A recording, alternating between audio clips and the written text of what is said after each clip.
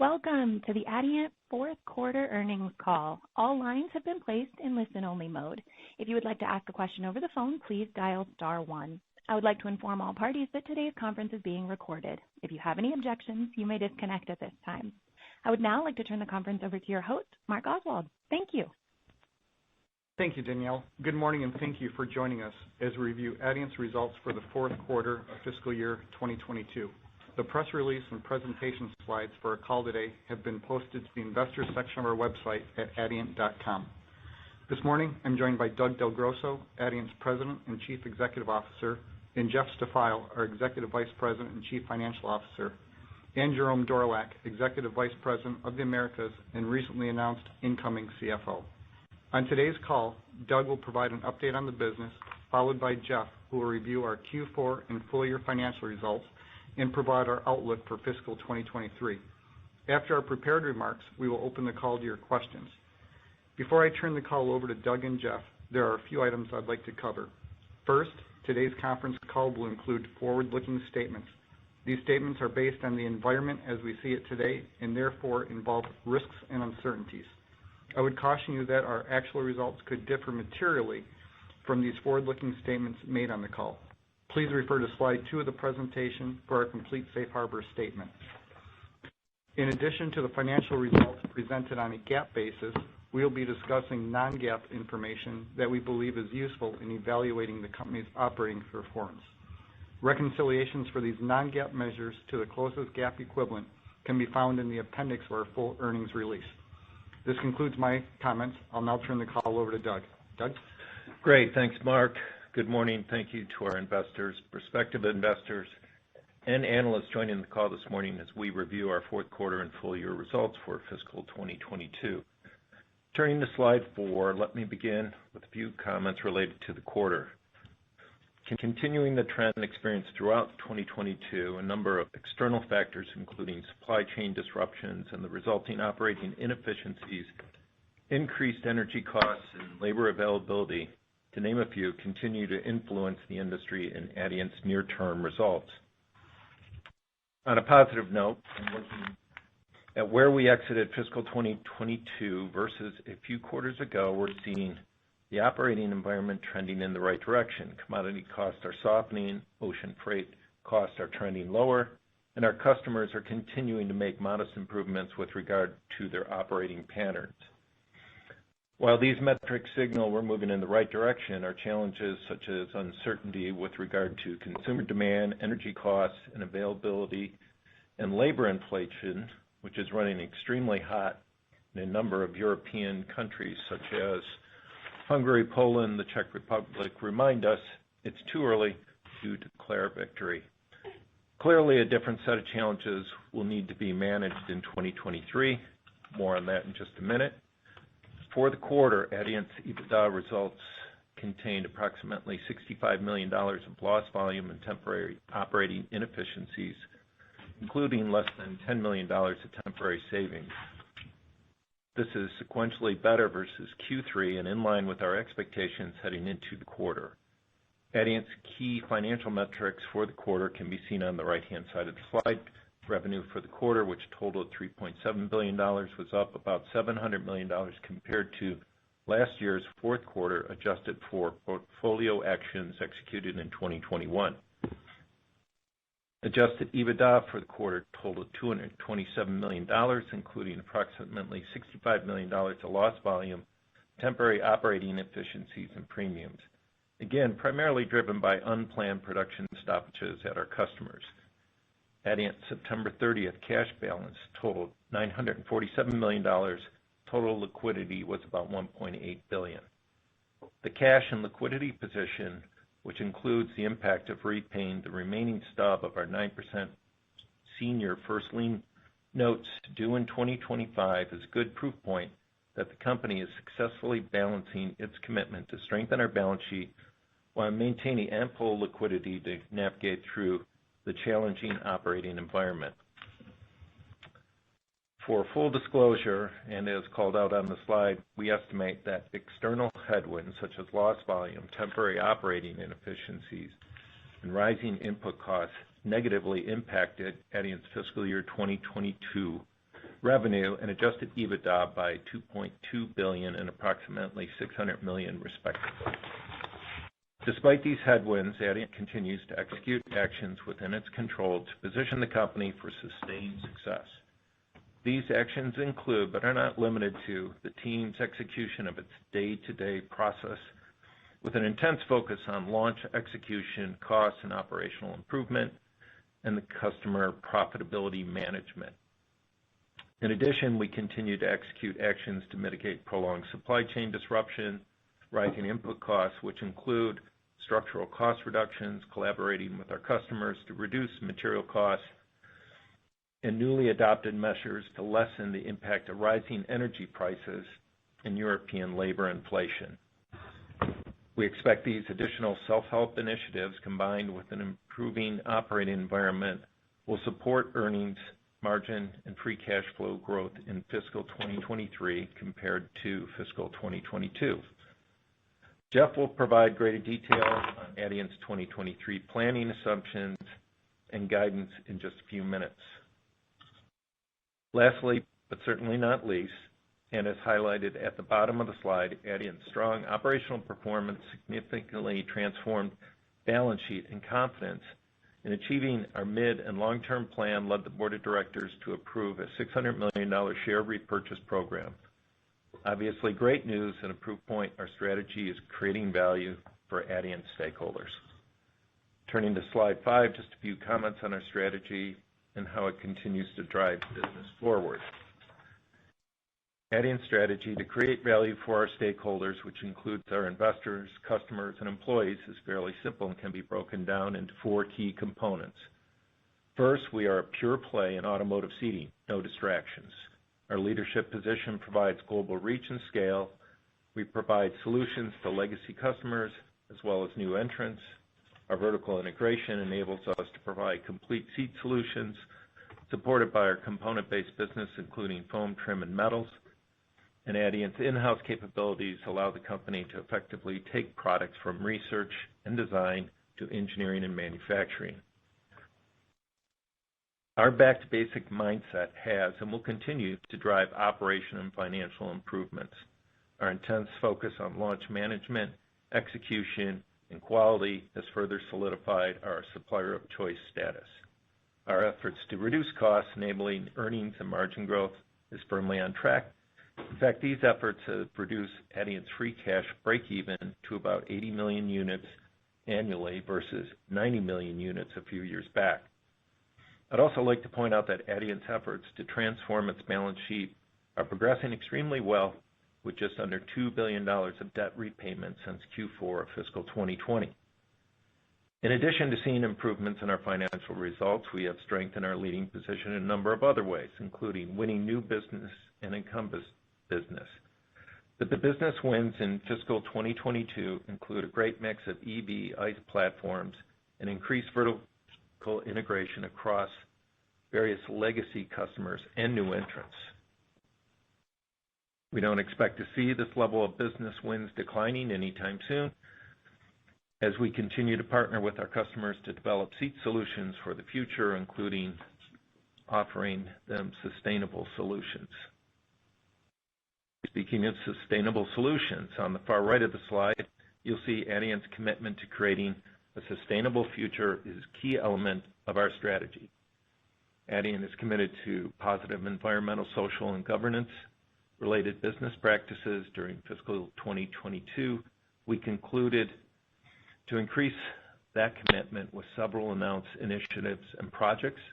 In fact, as pointed out on the press release this morning, during the most recent quarter, we published our detailed deforestation policy, human rights policy statement, and DE&I commitment statement.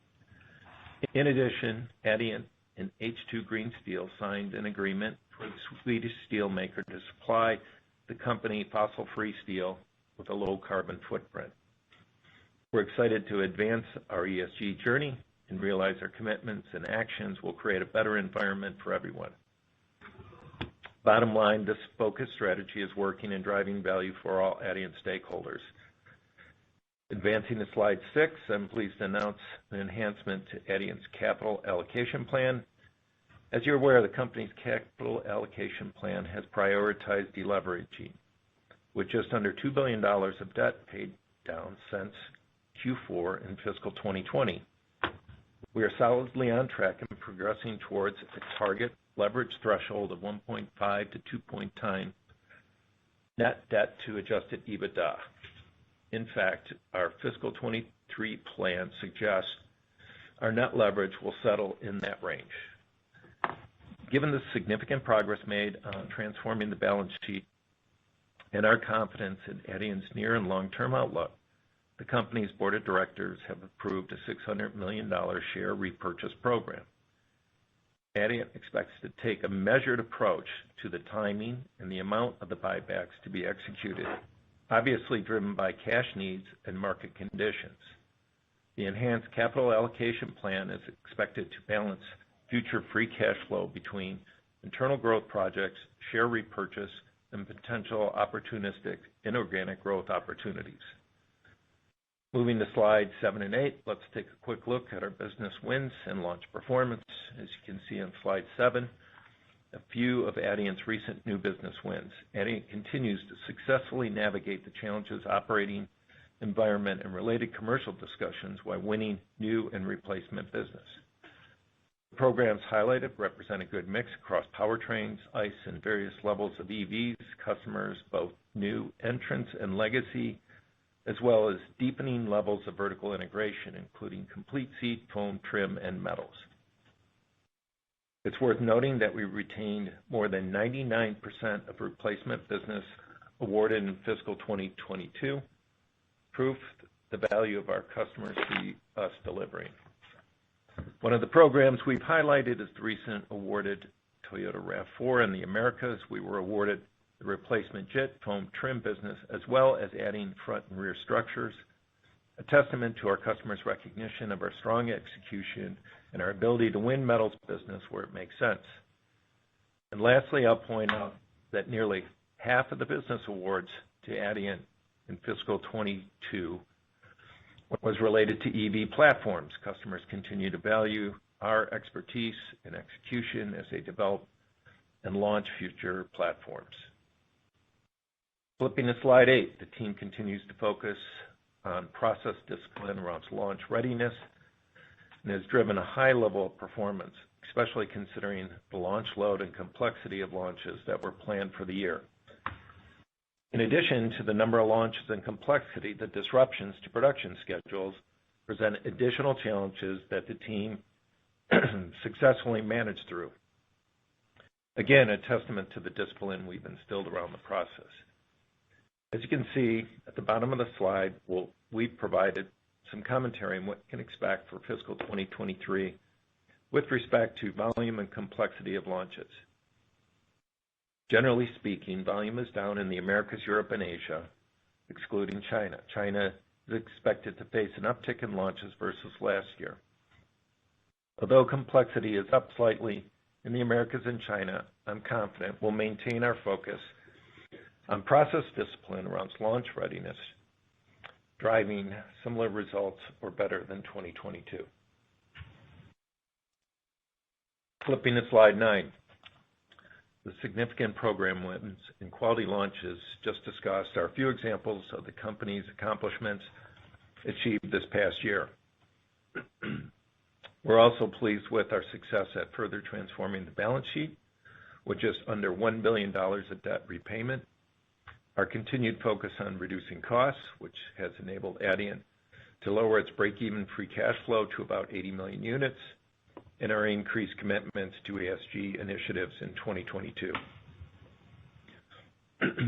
These accomplishments were hard-fought, especially considering the challenging backdrop and internal operating environment. As we look ahead, fiscal 2023 will likely bring a unique set of challenges and obstacles to be navigated. A few that most of you have commented on include the strong dollar and the impact of FX movements, rising interest rates, uncertainties around customer demand, and probably the biggest risk or unknown is European energy, specifically cost and availability. Similar to prior obstacles such as COVID, supply chain disruptions, rising input costs, Adient has developed and will continue to refine a risk assessment, including contingency plans to help mitigate and lessen any potential impact. We've listed a few actions on the slide, which include recuperation, using heat recovery from production processes where appropriate, increase safety stock on products that require gas for their manufacture, simple actions such as our operating facilities at lower temperatures, and in certain circumstances, the installation of local gas tanks and electric boilers. Again, these are examples intended to demonstrate Adient is not sitting idly by, but is actively navigating the environment to ensure we're positioning the company for long-term success. Before turning the call over to Jeff and turning to slide 10, let me conclude with a few reasons why we're optimistic with regard to the future. First, Adient's operations are performing extremely well outside of the temporary operating inefficiencies. We're focused on executing our strategy, which enabled the company to drive the business forward last year despite challenging operating conditions. Because of that, we enter fiscal 2023 from a position of strength. Although we expect the operating environment to improve in 2023 compared to 2022, there are several obstacles we'll need to overcome. But the team is ready for the challenge, and our track record suggests we're more than capable. We are confident successful execution of our strategy will continue to create value for all Adient stakeholders, our investors, customers, and employees. Our announced enhanced capital allocation plan demonstrates this confidence. With that, I'll turn the call over to Jeff to take us through Adient's fourth quarter and full year 22 fiscal performance and provide our initial thoughts on what to expect in fiscal 23. Thanks, Doug, and good morning, everyone. Let's start on page 12. Before jumping into the financial results, I'd like to point out that Adient's most recent quarter and future financial results, specifically equity income and consolidated income, will be impacted by a change to the shareholders' agreement at Adient's Kuiper joint venture. This change should be considered further fine-tuning of our China operations. If you recall, over the past few years, Adient has transformed its China operations in several facets, the most significant being the monetization of several joint ventures, which enabled Adient to drive its strategy independently, capture growth in profitable and expanding segments, integrate best practices across the market, and finally provide for more certain value realization. While integrating and growing our 100% owned CQ Adient entity, the team has also continued to improve and optimize our global capability in metals and mechanisms through our Kuiper joint venture, formerly named AYM. The 50-50 joint venture with Yanfeng provides Adient with access to world-class mechanisms and enables Adient to reduce our own investment in this area. To further strengthen the value of our Kuiper interest, Adient recently restructured our shareholders' agreement with our partner, the key outcome being a reduction in prices charged by Kuiper to Adient and Yanfeng. Adient's reduced equity income is expected to be approximately offset by higher consolidated income. We saw this result in Adient's Q4, which I'll cover in just a minute. Adient has agreed that Kuiper will expand its operations to include Mexico, resulting in expected annualized savings to Adient, plus an additional working capital pickup. And finally, the restructured relationship is also expected to save Adient significant future capital spending in its mechanisms platforms. With that as a backdrop, let's jump into the financial results on slide 13. Adhering to our typical format, the page is formatted with our reported results on the left and our adjusted results on the right side. We will focus our commentary on the adjusted results, which exclude special items that we view as either one-time in nature or otherwise skew important trends and underlying performance. For the quarter, the biggest drivers of the difference between our reported and our adjusted results relate to a Brazilian tax recovery, pension mark-to-market, purchase accounting amortization, and restructuring and impairment cost. Details of all the adjustments for the quarter and the full year are in the appendix of the presentation. I'd also point out, similar to last quarter, within the appendix we've included pro forma results for each of the quarters in fiscal 21, adjusting for the numerous portfolio actions executed last year. We believe these pro forma adjustments provide helpful comparisons between the current year and the prior year results by adjusting the prior year to be on a consistent basis with the current one. High level for the quarter, sales were approximately $3.7 billion, up about 32% compared to our fourth quarter results last year, or about 24% compared to last year's pro forma results. Improving vehicle production in each of the major regions was the primary driver of the year-over-year increase. Adjusted EBITDA for the quarter was $227 million, up $109 million on year-on-year reported, or $157 million compared to last year's pro forma results. The increase is primarily attributed to benefits associated with higher volume and mix, improved business performance, and commercial recoveries. These benefits were partially offset by the impact of increased freight and utilities, higher commodity cost, and the negative impact of currency movements. I'll expand on these key drivers in just a minute. Finally, at the bottom line, Adient reported an adjusted net income of $51 million, or 53 cents per share. On slide 14, we provide a similar high-level summary of Adient's full-year financial metrics. For the year, sales were $14.1 billion, up 3% compared to fiscal 2021, or down about 1% compared to last year's pro forma results. The negative impact of FX movements weighed on the comparison by approximately $570 million and more than offset the modest year-over-year increase in vehicle production. Adjusted EBITDA was $675 million, down $242 million year-on-year as reported, or down about $135 million compared to last year's pro forma results.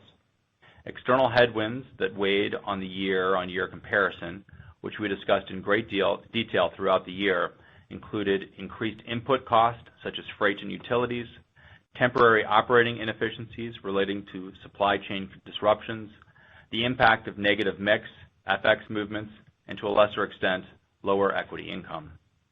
As Doug pointed out earlier, we estimate that external headwinds such as lost volume, temporary operating inefficiencies, and rising input cost negatively impacted Adient's fiscal 22 revenue and adjusted EBITDA by $2.2 billion and $600 million respectively. At the bottom line for fiscal 22, Adient reported net income of $11 million or 11 cents per share. Moving on, let's break down our fourth quarter results in more detail. I'll cover the next few slides rather quickly, as detail for the results are included on the slides. This should ensure we have a proper amount of time for Q&A. Starting with revenue on slide 15. We reported consolidated sales of approximately $3.7 billion. The sales shown include the sales at Adient's CQ and LF ventures, which are now consolidated since closing the strategic transformation in China, as well as other portfolio actions executed in fiscal 21. The $3.7 billion is an increase of $700 million compared with Q4 fiscal 21 pro forma results.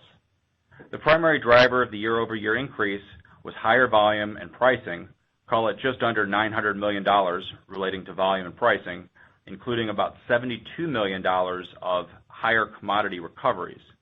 The negative impact of FX movements between the two periods impacted the quarter by about $197 million.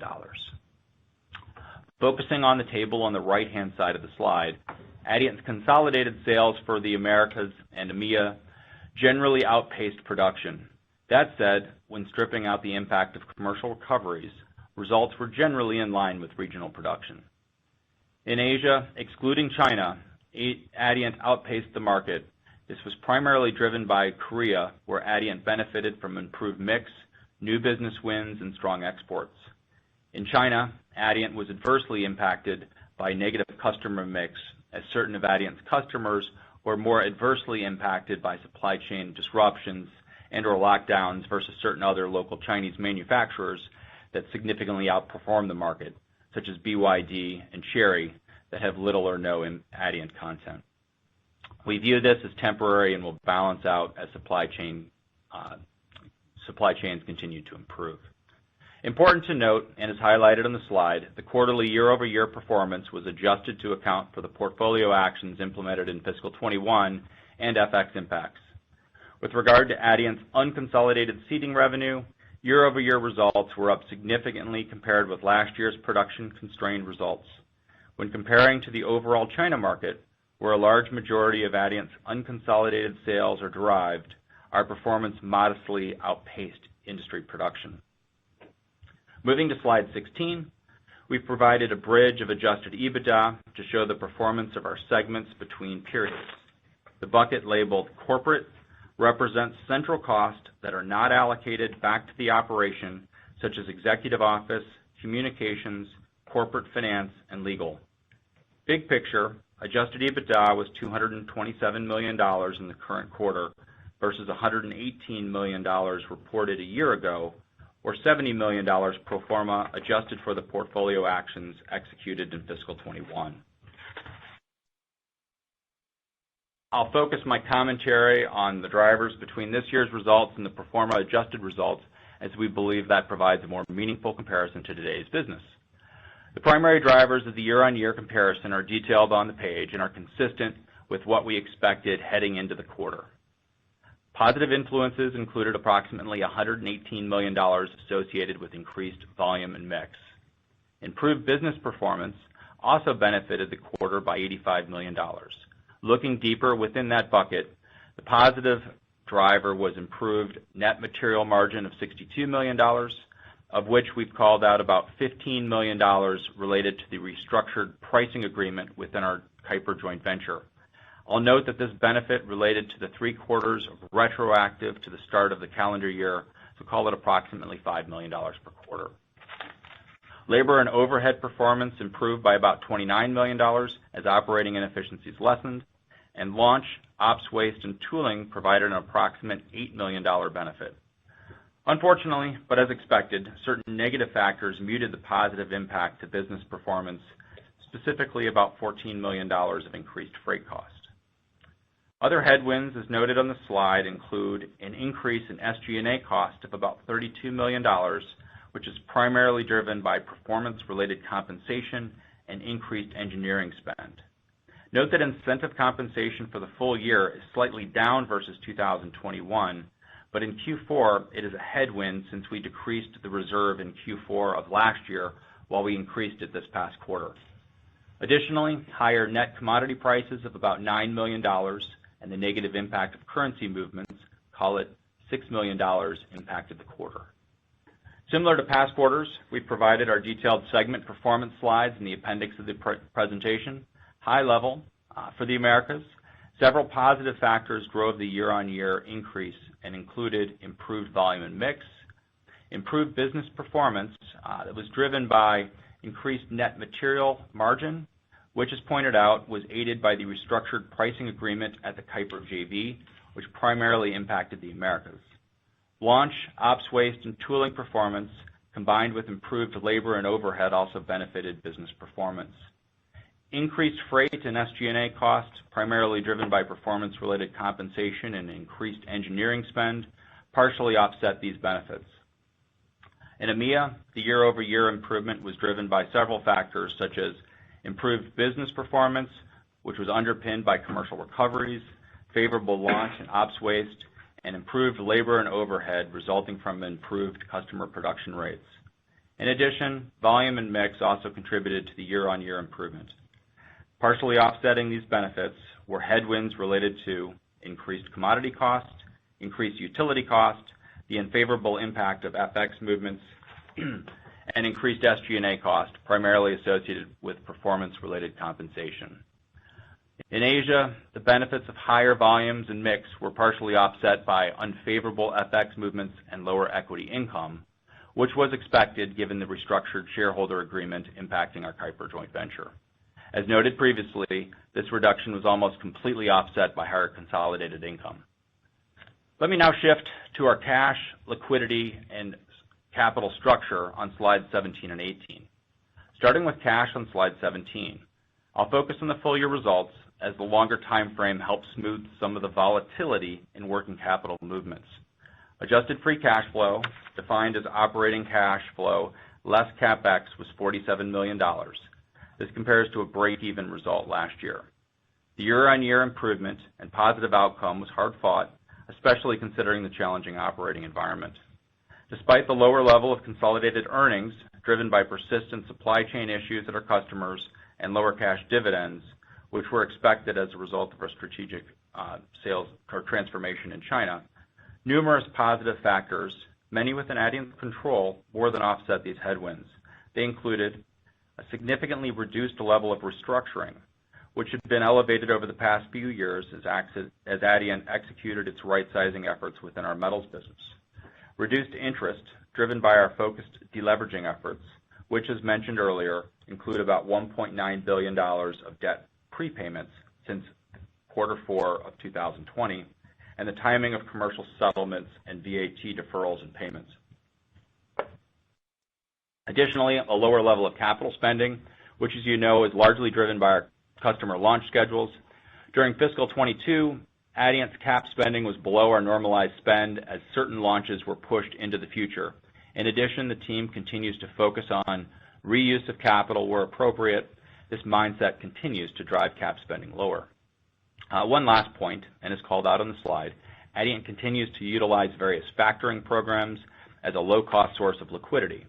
As at September 30th, 2022, we had $269 million of factored receivables versus $126 million in last year's Q4. The increase is primarily attributed to improved sales in the quarter. Note that despite the higher level of factoring, total trade working capital is still an approximate $20 million outflow for the year and reflects the higher volume of sales activity in Q4 22 versus Q4 21. Flipping to slide 18. As noted on the right-hand side of the slide, we ended the year with about $1.8 billion of total liquidity, comprised of cash on hand of $947 million and about $900 million of undrawn capacity under Adient's revolving line of credit. Adient's debt and net debt position totaled about $2.6 billion and $1.6 billion, respectively, at September 30th, 2022. Also of note, during the quarter, the company repaid the final stub of its 9% senior secured notes. This brought our principal debt repayment for 2022 to about $960 million. No doubt that we've made great progress on our balance sheet. Our net leverage target of between 1.5 and 2 times is solidly within reach, given our outlook for 2023, which I'll cover next. One last point before moving on, and as noted on the slide, subsequent to the quarter end, the company opportunistically refinanced its ABL revolver. The sizing remained at $1.25 billion, the maturity extended to 2027, with pricing of SOFR plus 150 to 200 basis points. With that, let's flip to slides 20 and 21 and review our outlook for 23. On slide 20, as Doug noted earlier, Adient enters 2023 from a position of strength. We successfully navigated through a challenging 2022 and drove the business forward as evidenced by the operational and financial accomplishments just discussed. That said, several new obstacles will need to be managed in the coming year. The guidance provided today is based on the current operating environment. On the right-hand side of the slide 20, we've laid out our planning assumptions for production and FX compared with fiscal 22. The foundation of our fiscal 22 plan, the foundation of our fiscal 23 plan is generally aligned with the October IHS estimates. To the far right of the chart, we've highlighted our expected sales performance by region. When adjusting for FX, we expect our sales to be slightly favorable to the industry in North America, modestly lower in Europe, and significantly better versus the market in China. China's outperformance is primarily attributed to the roll-on of various new business and Adient's favorable customer mix. In the lower right-hand corner, we've provided our FX assumptions, which, as many of you have commented on in your recent reports, is expected to be a significant headwind year-on-year. In fact, based on our current assumptions, we estimate the year-on-year impact, 22 versus 23, for Adient's top line and EBITDA is about $750 million and $45 million respectively. Outside of production and FX, other factors such as commodity prices, labor availability and cost, and freight are expected to impact the industry and Adient in 2023. The biggest unknown risks today relate to our European business, specifically around energy cost and availability, labor inflation in a number of countries, consumer demand, production, and Adient's ability to recover increasing input costs from our customers. With that said, our 2023 plan takes these factors into consideration, and based on current market conditions, we expect to deliver earnings, margin, and free cash flow growth in 2023 compared with 2022. Let's flip to slide 21 and review the expectations in Adient's key financial metrics. First, based on October production forecast and the FX rates just discussed, we'd expect Adient's consolidated sales to land at approximately $14.7 billion. This would represent an approximate 10% increase year over year when adjusting for FX. For adjusted EBITDA, we anticipate it will be approximately $850 million. This would translate into an approximate 100 basis point improvement in margin to 5.8%. Excluding equity income, which is forecast at $90 million and included in adjusted EBITDA, Adient's margin would be about 5.2% or 100 basis points higher versus the year just completed. Important to note, we expect the calendarization of the $850 million will be at its trough in the first quarter, but steadily improving as 2023 progresses. One explanation is the lumpiness of expected commercial recoveries. For example, we expect to recover the increase in energy cost as we progress through the year. However, it will take time to negotiate, and unfortunately the costs are impacting us today. With regard to Q1, as a result of rising input costs that we're experiencing today, such as energy, freight, labor, and certain commodities such as steel in Europe, we expect our Q1 EBITDA to land at or slightly below $200 million, even though sales should settle in around the same level of the quarter just completed, call it $3.7 billion. Interest expense is expected at about $160 million, given our expected debt and cash balances, as well as interest rate expectations. Cash taxes, thanks to various tax planning initiatives, are expected at about $90 million. CapEx is expected to trend back to a more normalized level, call it approximately $300 million. Again, 2022 was depressed given the delay of certain launches at our customers. And finally, our improved earnings, combined with our reduced calls for cash, such as the benefits associated with our deleveraging, lower restructuring, and relatively flat cash taxes, are expected to underpin free cash generation of about $200 million. As a reminder, and similar to the calendarization of our earnings, Adient's cash flow typically experiences an outflow in Q1, followed by generally positive quarters thereafter, absent exogenous events such as COVID, etc. Circling back to Doug's earlier comments related to our newly approved share repurchase program and our planned measured approach to repurchases, it's unlikely, given the typical calendarization of cash flow, we'd be in the market before Q2 of this year. With that, let's move to the question and answer portion of the call. Operator, first question, please. Thank you. As we begin the question and answer session, if you would like to ask a question over the phone, please press star 1. If you would like to withdraw your question, please press star 2. In the interest of time, we kindly request that you ask one question and one follow-up. Our first question comes from John Murphy, Bank of America. Your line is now open. Good morning, guys. And Jeff, congratulations on moving to a slightly more complex situation. You seem like a glutton for complexity. And Jerome, congrats on taking over here. You'll have to deal with us more. Just quickly on the 2023 outlook, in the context of your statements on 2022, Jeff, you kind of alluded to this disruption in the industry costing you about $2.2 billion on the revenue line and $600 million at the EBITDA line for 2022. I mean, how much of that do you think is you're not going to repeat going forward, or maybe even beyond 2023 is the kind of stuff that will disappear as things normalize? I mean, how do you what part of that is kind of one time based on the volatility and what is kind of normal course? Because those are big numbers. Yeah, they are big numbers. I think we would expect to recover the volume, and the volume is roughly 2/3 of the 600 million.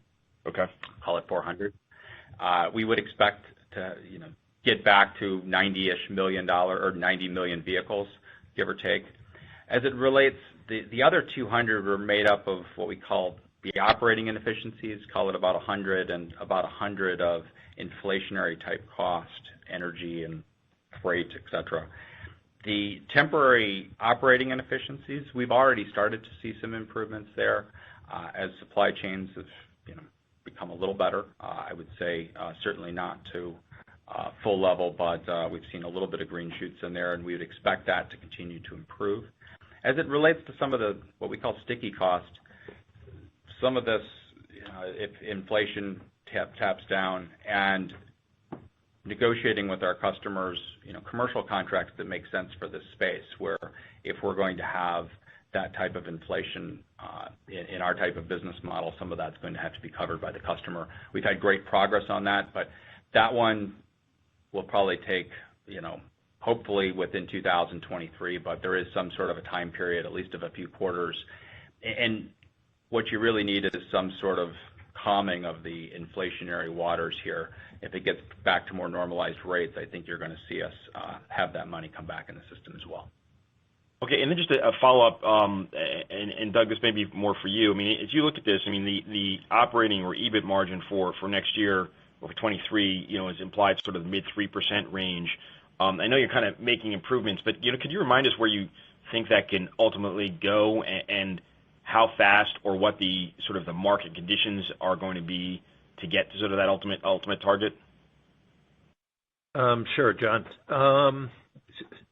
So getting back to kind of that 300 basis point, we still haven't walked away from our commitment to get the business adjusted EBITDA in the 8% range. So when we look at where we need to walk from this year, I'll say out over the course of the next few years, what's most important is volume coming back. Jeff alluded to it in his comments on the walk to 23. We need to get back to a 90 million build that brings quite a bit of EBITDA back. That's the biggest piece of it. The other two pieces he touched on as well. When we made that commitment, it was in the 2019 timeframe. There's been a lot of inflationary pressure on the business. We need to ultimately get that back. You could say that's, I don't know if I'd go as far to say that's a third, but it's 20% of the way. And then it's just driving continued performance, and maybe that's another 20% piece of the equation. The last piece is FX. That doesn't really close the return on sales gap, but it certainly adds to EBITDA. So those are the pieces. And I think about it more in when does the market get back to some level of normal behavior that drives volume, and I think either we commercially address the other pieces or the market corrects themselves.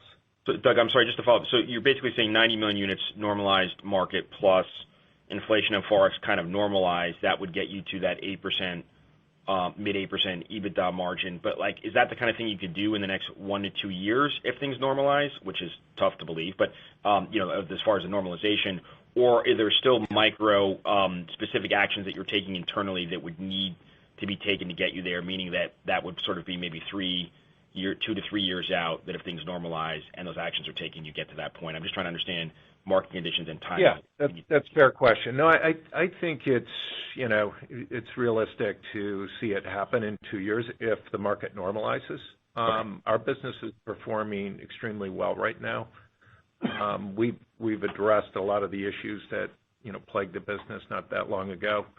So I think that's a realistic time frame to consider. I think the only disclaimer I'd put on that, but I'm not really trying to disclaim it, is this business is about execution, every single day. So we have to continue to perform the way we've been performing. I'm confident that the team's in place to do that. That's my expectation, is that, that's something that happens over the course of the next couple of years. Okay. And one thing to think about that, John, is the last moment of really kind of relatively normal operating environment we had was the first half of our fiscal 21, and we were north of 7% margin. Since that time, I would argue we've still brought down a bunch of our cash expenses, and we have also experienced positive roll-in, roll-out of business. So when we look at, let's say, the 22 versus 23 equation across each region, we've seen improvements in the business coming in versus the business going away. That's going to be a portion of this as well. But we need some operating environment that's a bit more normalized, like we had in that first half of the 21. Cool. Thank you very much, guys. I appreciate it. Thank you. Our next question comes from Rod Lache with Wolfe Research. Your line is now open. Morning, everybody. Was hoping to just get a little bit more insight into the drivers of that earnings bridge for 2023. So you're talking about $175 million of EBITDA growth, looks like about 10% organic growth, at a 15% margin. That $1.4 billion would add about $210, and it looks like you would subtract maybe $50 million from FX and equity income growth, so that pencils out to like $160. I guess I just don't see the benefit from eliminating some of the temporary or sticky costs, and maybe you could just help us understand what's happening behind that. Yeah, let me try to work through a few of these for you. On the first side, you have the pull-through on volume is somewhere, let's call it 220-ish, Joe. About $45 million in FX coming against that. You have, econ for us, it's a complicated mix because you're always taking the time where we've set prices for steel. And when I say econ, I'm just talking steel and chemicals. When you look at the prices we set with our supply base, which is a couple times a year, versus the myriad of algorithms we have with each of our customers on recovery, we've done a lot to improve that, but there's the timing of all that still has some impact. And the biggest impact for us in 2023 is going to be Europe. As maybe demand is down, but since energy prices are so much higher, it's caused increases in steel pricing and chemical pricing. And so we have, between that negative econ and some of the commercial items that we'd call inflationary in, context, there is going to be somewhere in that $150 million, $130-40 million that we've assumed between those two items that is going to go backwards for us. And outside of that, we have a little bit of investment in Asia, and from a growth standpoint in engineering, call it $30 or $40 million. And then we're seeing improvements in the business elsewhere, which is offsetting all those and driving performance. And this is mostly from balance in, balance out of new programs. The China footprint, for instance, is very attractive for us. You see that in the sales number. China should deliver pretty well for us in 2023. A little bit higher equity income as well. We'll balance that out to the 850. And we'll continue to work on, between the commodity piece and some of those inflationary pieces, I would say the team is focused and we'll try to do better than those numbers, but that's what's embedded in that 850 guide. Okay. So it sounds like by the end of next year, you'll actually have $250 million of sticky costs that will work down beyond that. So that's helpful. Can you just clarify just two other things? When you're talking about complexity of launches, maybe you could just explain, just from an external standpoint, what that means for us as we're looking at numbers. And then this Kuiper shift in North America, are you replacing internal operations, or what are you replacing by bringing Kuiper into here? Or are they just taking over something in Mexico? Hey, Rod, it's Jerome. So I can cover both of those. So the first one on, when we talk about complexity of launches, what we look at is a couple factors. The first one being how much vertical integration is there. So, if we're only doing, say, the JIT portion of it or the just-in-time portion of it, that's, say, one level of complexity versus if we have the JIT piece of it, the trim piece of it, the foam piece of it, and then a first row metal, a second row metal, a third row metal, then that's a higher level of complexity. And then if you take that and you say we're shipping them to multiple sites, so if we're doing, shipping to plant A and plant B, then that's a whole nother level of complexity. And so when we look at it, that's kind of how we look at the complexity associated with it. And then what's the time from we're awarded until the time we go into production? And so we kind of look at that, and then kind of the last factor is how many different variants are there. So is it, on one end of the extreme, call it one trim code with one type of metals, so is it just a very simple, call it manual front seat, or is there 30 trim codes and you've got a manual and then a 4-way power and 8-way power with, a massage and heat and everything else that goes with it. And so that's how we kind of grade our complexity when we look at launch complexity. Does that answer your first question around how we rate complexity of programs? Yeah, I guess I'm just trying to understand financially. So we're looking at consolidated numbers. Are you suggesting that because of all of the moving parts, the incremental margins on your backlog are not as good as they normally are initially, or are they more ultimately because of the vertical integration? No, it's actually more vertical integration is better for us from that standpoint. Yeah. Mm-hmm. Yes. Yeah. And I would just add the other piece to that is just the pricing discipline we've installed a number of years ago, and the customers that we focus on. So to us, not all customers are equal, so we're very deliberate in who we pursue, and a vertical integration is an important part of that. That's why we point to the Toyota program as an example, and then again, just executing on the commercial discipline side of it. Yeah, because with all that complexity comes change orders and the discipline around the change orders and the ability to manage and drive margin. And then your second question around Mexico. So what Mexico allowed us to do with Kuiper is basically offset our own capital investment. So by them coming to Mexico, it was localization. So we were able to, onshore production back into this region, and then basically eliminate some of our own planned capital investment that would have otherwise taken place in the region. That was the benefit of, I think, what Jeff called some fine-tuning around that JV. Okay. Thank you. Thank you. Our next question comes from Emmanuel Rosner with Deutsche Bank. Your line is now open. Oh, thank you very much. Two questions, please. The first one is around the outlook for growth above market.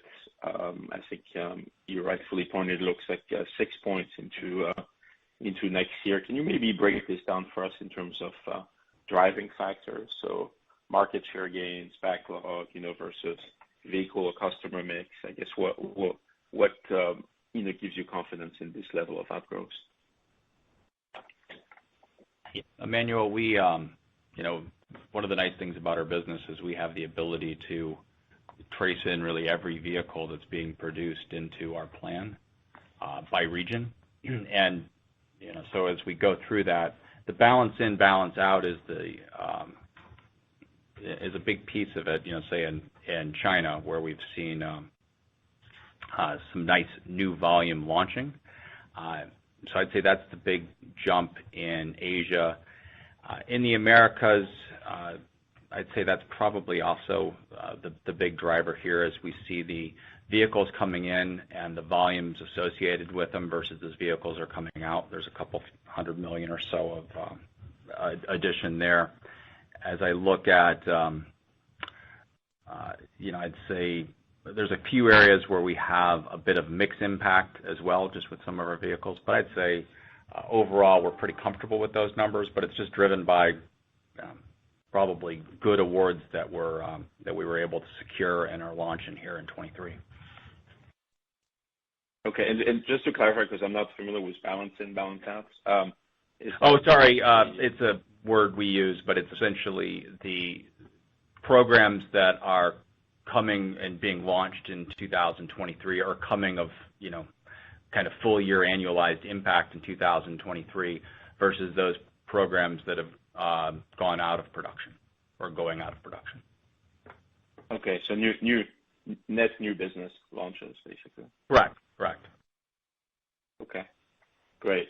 Then second question, looks like both in terms of margin improvement into 2023, but then also towards the midterm target, industry volume normalization seems to be playing sort of like a fairly large or oversized driver of this. And I think you mentioned a few times the 90 million units sort of like level. Now, when I look at even IHS, they probably don't have 90 million to like 2025, and that doesn't even assume any sort of like, pronounced impact from, massive consumer pressure or recession or anything like that over the next few years. So would there be assuming, I guess, industry volume doesn't normalize towards 90 million units in a smooth way over the next, couple of years or so, would it make sense to sort of like right size the business for lower, normalized type of volume, or is your conviction very high that 90 million is like where,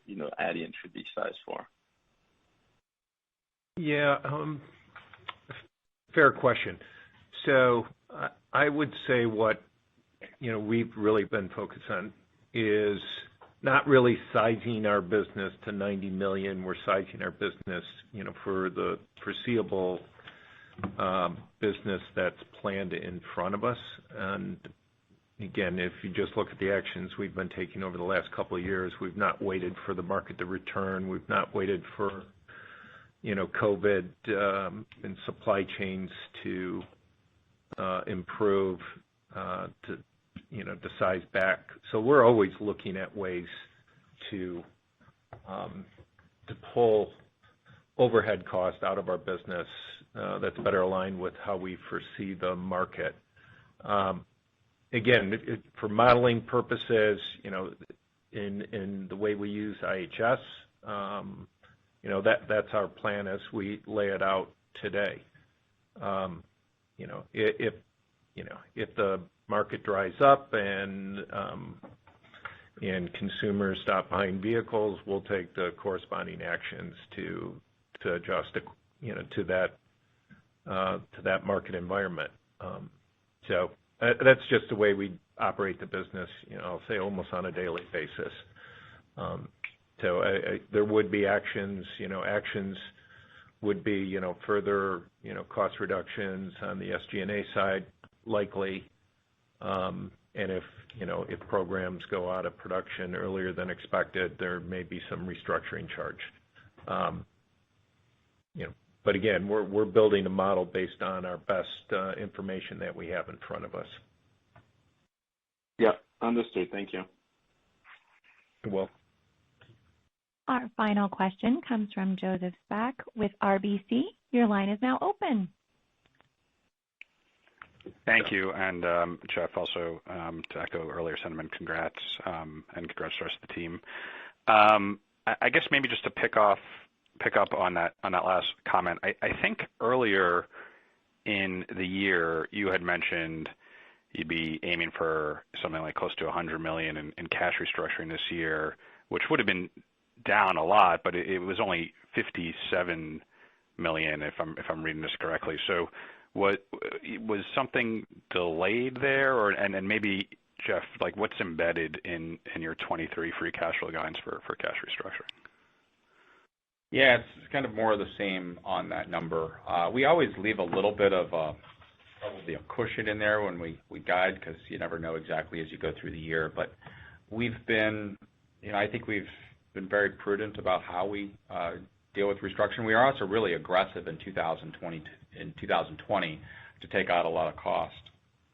So most of what we see as far as cash restructuring is stuff that we've already announced, but especially in Europe, it takes a few years for some of those actions to fully spend their way through. So I'd say it's a fairly conservative guide that we usually provide, and we try to manage it down from there. Okay, so pretty flat year over year then? Yeah, I'd say flat to within 10 or 15 million plus or minus from that number from 20. Okay. And then maybe just to follow on to Emmanuel's question on the 6% growth over market, just like you listed a bunch of factors there which were helpful. Just to be clear, is there no assumption for continued recoveries in that growth over market?